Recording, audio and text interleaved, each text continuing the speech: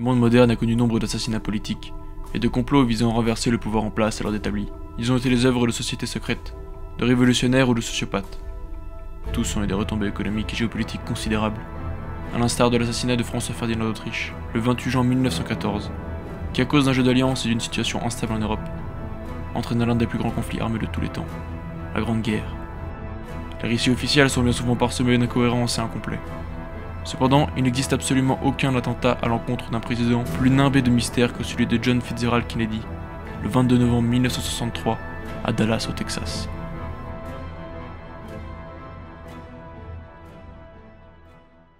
Bonsoir et bienvenue dans ce nouvel épisode d'Histoire un soir, qui portera aujourd'hui sur l'une des affaires les plus ésotériques du siècle précédent, l'assassinat de John Fitzgerald Kennedy, le 22 novembre 1963. Les principaux faits du plus célèbre assassinat de l'histoire sont simples. En pleine campagne présidentielle, John Kennedy se rend à Dallas. Le ciel est bleu, les Texans sont accueillants, et la capote de la limousine présidentielle est baissée. À 12h30 dans Elm Street, 3 coups de feu retentissent. Le président des États-Unis est mortellement touché, et le gouverneur du Texas situé à l'avant de la voiture est gravement blessé.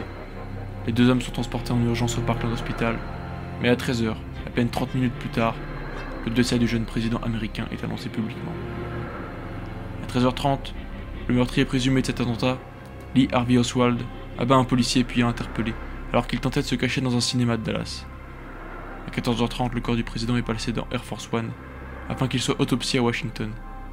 2 jours plus tard, le 22 novembre 1963, Jack Ruby, un chef de la PEC de Dallas, abat d'une balle Oswald, le présumé meurtrier du président. C'est ici que s'arrête la version irréfutable des faits, et que les mystères vont commencer peu à peu à nimber cette affaire. Ce qu'il faut bien comprendre dans cet assassinat, c'est qui a véritablement tué le président Kennedy. L'implication de Lee Harvey Oswald dedans ne fait aucun doute, certes. Cependant, la commission Warren affirme qu'il a agi seul et qu'il a tiré les 3 balles en moins de 6 secondes. C'est totalement faux. Il n'a d'ailleurs même pas tiré la 3e balle, celle qui a tué le président. Afin d'identifier tous les acteurs qui ont pris part à cet attentat, il faut procéder à une analyse balistique. En utilisant cette méthode d'enquête, il est plus qu'aisé de remarquer les nombreuses incohérences du scénario proposé par la commission Warren. Il y aurait eu 3 tirs qui auraient été tirés au cours de cet attentat. Le premier aurait touché le président Kennedy au cou avant d'atterrir dans le dos du gouverneur du Texas, John Connally.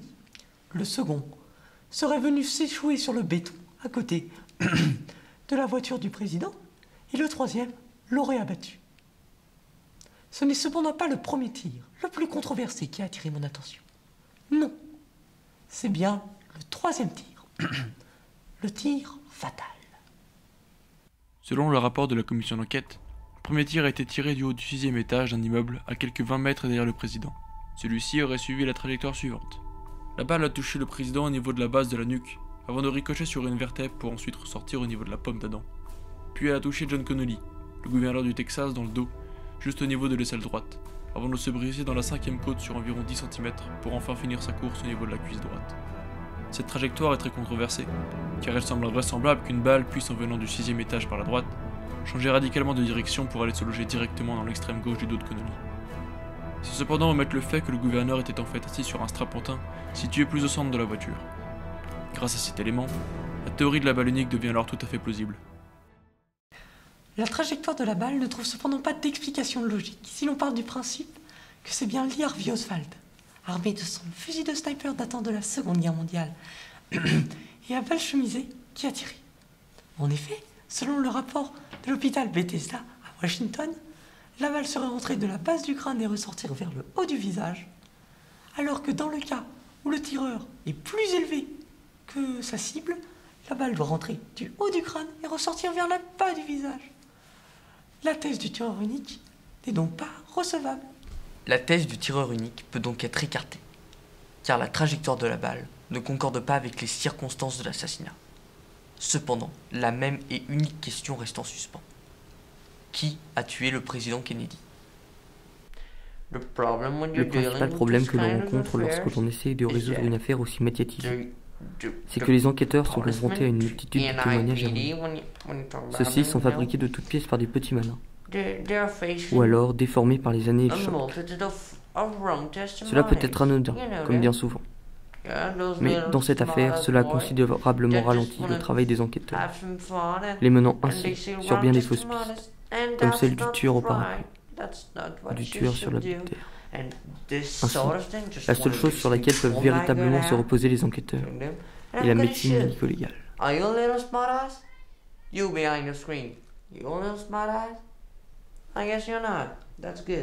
Dans le rapport d'autopsie présenté par la commission Warren, il est noté que la plaie d'entrée de la balle fatale était de 6 mm et qu'elle a creusé un tunnel d'environ 15 mm dans son crâne avant de se fragmenter.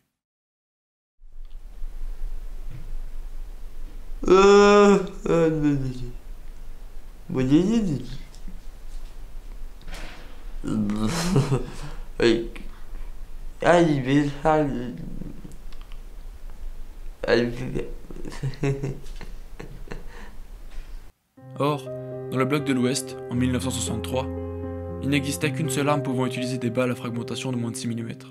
C'était l'AR-15, un fusil mitrailleur dévastateur qui venait justement d'être livré aux forces spéciales américaines.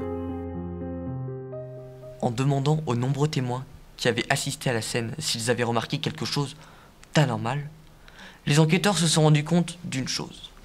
La plupart d'entre eux avaient observé l'un des membres des forces spéciales, membres du cortège, tenir un fusil d'assaut à la main. En analysant les photos du cortège présidentiel, nos experts n'ont trouvé qu'une seule personne correspondant à la description que les témoins avaient faite de l'assassin. C'est un agent des forces spéciales chargé de la protection du président, se trouvant directement derrière la voiture de JFK. Cet agent se nomme George J. Kay. Nous venons donc de déterminer la véritable main armée de cet assassinat. Cependant, plusieurs questions restent en suspens. Tout d'abord, qui est ce George J. Kay ? Et quelles sont les personnes ou les choses l'ayant poussé à commettre un tel acte ? Ce qu'il faut bien comprendre dans cette affaire, c'est que absolument tout le monde avait des raisons de tuer Kennedy. Tout d'abord, il y avait l'URSS, qui, en pleine guerre froide, avait plus d'une raison de le tuer, vous en conviendrez également. Mais il y avait aussi des ennemis, et beaucoup d'ennemis, à l'intérieur du pays. Il y avait d'abord les sudistes, qui lui reprochaient sa position trop laxiste sur le problème afro-américain.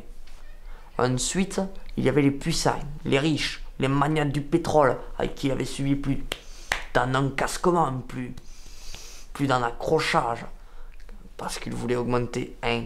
La taxe sur le pétrole, 2. Qu'il voulait fermer la maison de fabrique de billets afin de lutter contre la corruption, et 3. Parce qu'il avait perdu certaines rentes de passage en ne s'investissant pas assez dans la baie des Cochons. Ce qui est d'ailleurs une bonne chose, comme ça Cuba reste dans notre cœur. Mais là n'est pas la question. Ensuite, il y a eu la mafia. Il y a eu la mafia avec laquelle il s'est très longtemps frité à cause de son frère, Robert Kennedy, ministre de la Justice de l'époque, qui a voué une véritable guerre à cette mafia et qui a donc voulu supprimer l'ensemble de la famille Kennedy. L'homme le plus puissant du monde libre s'était également mis à dos un autre groupe de personnes, autrement plus puissantes que la mafia ou que les magnats du pétrole. Une société secrète présentant toutes les affaires d'envergure internationale et tirant les fils de la plupart des événements marquants de la Renaissance à nos jours. Le massacre de Saint-Barthélemy, c'était eux. L'assassinat de Lincoln, c'était eux. Hiroshima et Nagasaki, c'était eux. Et bien sûr, l'assassinat de JFK aussi. Ce groupe gouvernant le monde dans l'ombre, orchestrant les plus grands massacres et les pires atrocités afin d'asseoir leur suprématie sur le monde et de manipuler les hommes, est plus connu sous le nom de reptiliens. Les reptiliens ont donc commandité cet attentat. Une question reste néanmoins en suspens. Pourquoi avoir tué le président Kennedy? Mettait-il en péril le bon fonctionnement de cette société secrète? Ce qu'il faut bien comprendre dans cette affaire, c'est ce pourquoi le président Kennedy s'était attiré les foudres de ce groupe d'individus mystérieux. La raison est plus que simple. Celui-ci ne tolérant pas qu'une société secrète soit infiltrée dans les plus hautes instances de son État, il menaçait régulièrement, et ce parfois même publiquement, qu'il allait révéler leur présence au monde. C'est cependant le discours qu'il va tenir, le 12 novembre 1963, qui va pousser les reptiliens à passer à l'action. En voici un extrait. Sachez qu'aucune retouche n'a été effectuée et que c'est bien le président Kennedy qui parle. Ladies and gentlemen, the very word secrecy is repugnant in a free and open society. And we are, as a people, inherently and historically opposed to secret societies, to secret oaths, and to secret proceedings. We decided long ago that the dangers of excessive and unwarranted concealment of pertinent facts far outweighed the dangers which are cited to justify it.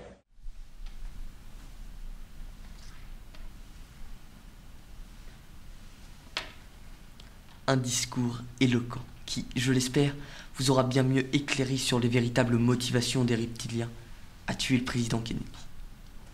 Vous connaissez désormais le véritable commanditaire et le véritable assassin de cet attentat. Cependant, une question reste en suspens. Quels ont été les moyens mis en œuvre et les procédés des reptiliens pour arriver à tuer Kennedy? La première fois que Kennedy a revendiqué sa non-appartenance à la race des reptiliens, c'était moins d'un an avant son assassinat, le 26 juin 1963, à Berlin, lors de son discours où il a prononcé les fameux mots « Ich bin ein Berliner ». Beaucoup ont analysé cette phrase comme un message de soutien à la RFA et aux citoyens de Berlin-Ouest. Mais en réalité, cela était un message aux reptiliens qui voulaient bombarder Berlin et faire passer cela pour un acte des soviétiques afin de déclencher une troisième guerre mondiale. Ce qu'il faut comprendre dans cette affaire, c'est que les actions et les motivations des reptiliens ne sont pas explicables rationnellement si l'on regarde les choses du point d'un humain. En effet, les reptiliens viennent d'une autre planète. Selon de nombreux scientifiques ayant étudié la question, ils seraient arrivés sur Terre car leur galaxie a été détruite par le souffle d'une supernova. Ils ont donc erré des millénaires durant dans l'univers à la recherche d'une planète pouvant les accueillir. C'est ainsi qu'ils sont arrivés sur Terre pendant la Renaissance. De plus, cette race extraterrestre possède l'étonnante capacité de prendre forme humaine afin de pouvoir cohabiter avec les hommes avant de les détruire. Cependant, étant bien moins nombreux que nous, ils ne peuvent se lancer dans une guerre ouverte résultant sur leur défaite certaine. Ainsi, ils ont décidé d'anéantir la race humaine en infiltrant toutes les plus grandes institutions et en déclenchant nombre de guerres et de massacres. Ils font ainsi tout pour ne pas être repérés. Les reptiliens sont immunisés contre les éléments radioactifs, ils ne craignent ainsi pas la guerre nucléaire. Lors de l'analyse de la photo de George Icke, en recoupant les traits de son visage avec celui de tous les hommes travaillant de près ou de loin dans la politique, les enquêteurs se sont rendus compte d'une chose plus ou moins troublante. En effet, ils se sont rendus compte que l'un des conseillers de Vladimir Poutine, Vladislav Surkov, possédait les mêmes traits de visage que l'ancien agent des forces spéciales. Pourtant, ce dernier est supposé être mort depuis 2007. Regardez, les deux sont de véritables jumeaux à deux époques différentes. Ou bien, sont-ils une seule et unique personne? Ce qu'il faut bien comprendre dans les affaires où sont impliqués les reptiliens, c'est qu'ils n'agissent pratiquement que par le biais d'intermédiaires, qui se font appeler les pigeons. Cette pratique est utilisée à chaque fois et leur permet de ne jamais être inquiétés par quelconque enquête de policiers chevronnés. Cependant, cette fois-ci, leur pigeon, Oswald, n'a pas réussi à abattre la cible, car la lunette de son sniper était mal alignée. Son premier tir n'a donc pas été mortel, et le second a totalement raté sa cible. Les reptiliens, sentant que l'épée de Damoclès au-dessus de leur tête s'abaisserait à la seconde où le président allait révéler l'existence de leur société, ils ont de ce fait décidé d'agir immédiatement. Et c'est le reptilien qui se faisait passer pour un agent des forces spéciales qui s'est attelé à cette tâche. Vous avez désormais une idée des modes de fonctionnement intrinsèques à la société reptilienne. Une question reste néanmoins en suspens. Comment expliquer que les enquêteurs compétents qui ont été placés sur cette affaire se soient tant fourvoyés et ne soient ainsi jamais arrivés à une conclusion satisfaisante? Ce qu'il faut comprendre dans cette affaire, et qui explique en grande partie l'incapacité des enquêteurs à trouver la véritable identité du tueur, c'est que les reptiliens, après avoir agi par eux-mêmes pour une fois, se sont lancés dans l'une des plus grandes entreprises de dissimulation et de falsification de preuves de l'histoire depuis la Seconde Guerre mondiale. Le cerveau du président a ainsi été saisi après la première autopsie et n'est plus jamais revenu dans les archives. Le radiologue chargé de cette même autopsie raconte la chose suivante. Le directeur de l'hôpital m'a expressément demandé de rajouter sur les photos des radios des fragments de balles chemisées, et j'ai accepté. De plus, la loi des États-Unis stipule que l'autopsie d'un corps doit se faire dans l'hôpital où le diagnostic de la mort a été prononcé. Cependant, les agents des forces spéciales ont transféré le corps du président vers Washington pour l'autopsie, alors que le diagnostic avait été prononcé dans l'hôpital de Dallas. Pour ce faire, les agents ont même menacé les médecins qui s'opposaient au transfert. Enfin, Nombre de témoignages ont été ignorés lors de la rédaction du rapport de la commission Warren. Sans doute était-il trop révélateur. Vous avez désormais entre les mains toutes les clés pour bien comprendre cette obscure affaire. Entre secret et manipulation, cet événement reste et demeurera l'un des moments les plus sombres de l'histoire américaine. Une question reste néanmoins en suspens. Cet attentat aurait-il pu être évité? Avons-nous, nous humains, la faculté de repérer qui sont les reptiliens? Je suis désormais avec Daenerys Targaryen, mère des dragons et briseuse de chaînes. Tout d'abord, Daenerys du Typhon, bonsoir. Bonjour. Les Français et moi-même aimerions savoir, vous qui êtes expert en reptiliens, dû à votre ascendance avec les dragons, comment repérer les reptiliens et comment se fait-il qu'ils soient arrivés sur Terre? Les reptiliens sont arrivés sur Terre dans l'espoir de pouvoir vivre une existence paisible. Pour ce faire, ils prennent forme humaine afin de vous détruire, car vous affaiblissez leur pouvoir et leur force physique. Très bien, donc. C'est-à-dire que on ne peut voir qui est un reptilien que lorsqu'il est dans un moment de faiblesse, donc entouré d'humains. En dehors, il est indétectable. Absolument. Le pouvoir des reptiliens est incroyable, mais vous êtes en quelque sorte leur kryptonite. Mais comment les reptiliens font-ils pour gérer leur apparence? L'enlèvent-ils lorsqu'ils vont se coucher ou gardent-ils cette espèce de camouflage de coquille autour d'eux, même lorsqu'ils dorment? Ils l'enlèvent car ils abordent les...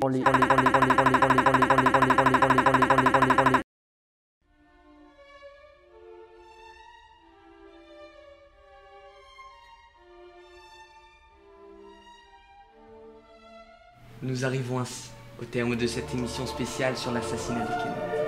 J'espère que vous avez désormais entre les mains toutes les clés pour comprendre cette ésotérique affaire. Mais ne manquez pas, la semaine prochaine, notre émission particulière sur les moustakis et l'influence très néfaste. Vous n'arrêterez pas la marche inéluctable, l'information, les Français doivent savoir.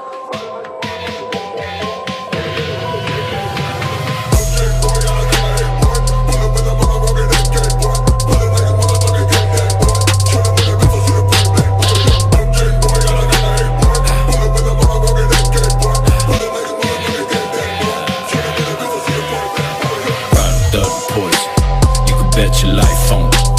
He got the ice on it. Wrist still got the size on it. That walking stigma, that in poltergeist. Still feeling stuck every single night.